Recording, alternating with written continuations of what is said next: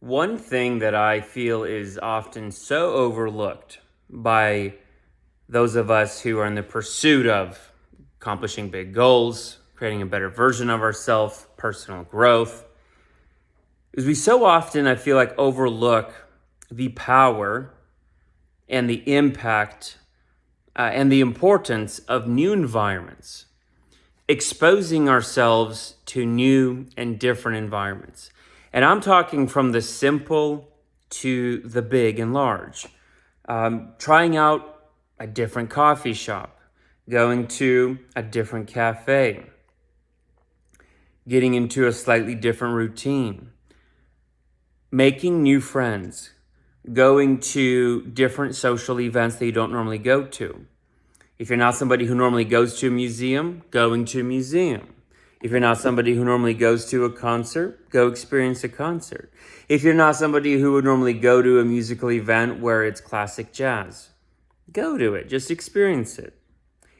There's something about exposing ourselves to new environments and the energy that's vibrating in those environments that just really creates a different kind of a demand or pull on your consciousness, on your mind. At least that's been my experience.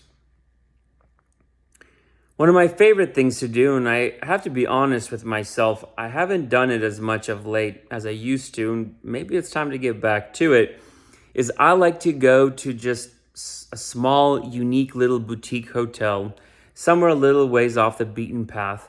Just experience it for a weekend, a small weekend getaway, even a one-night stay somewhere. Little things like that, going to even a classic or a nice hotel or a boutique hotel, whatever it might be, an artsy hotel in your city for a one night, and just treating yourself in a different way, exposing yourself to different environments.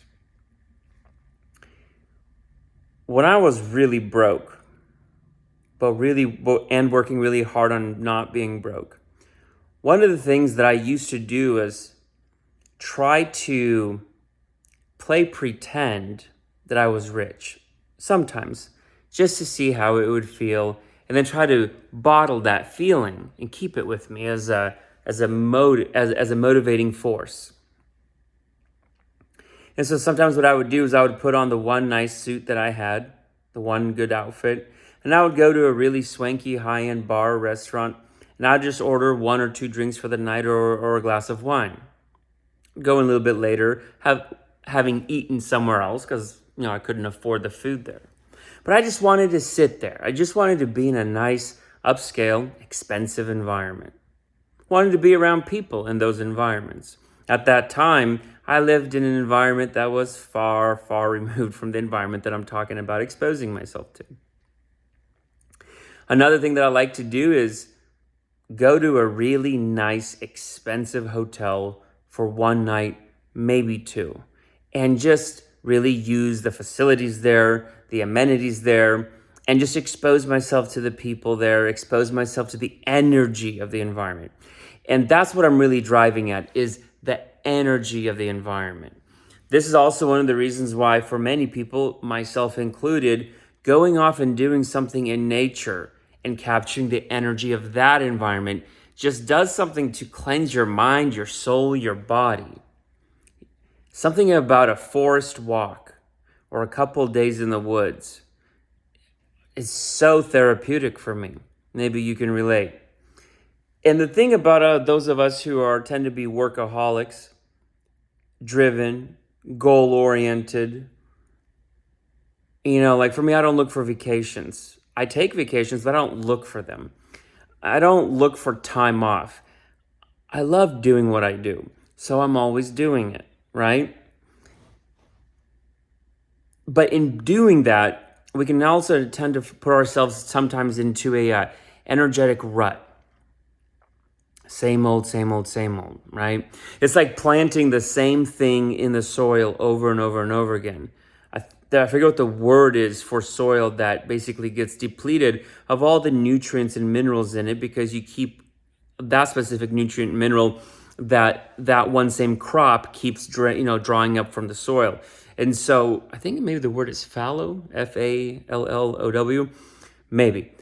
So what farmers do is that they'll rotate the crops that they plant in any one area for biodiversity. I think the same thing can go for human spirit and mind and soul too. If we're always just doing the exact same thing over and over and over again, we kind of go fallow. Again, I think that's the word, so I hope I'm using it correctly.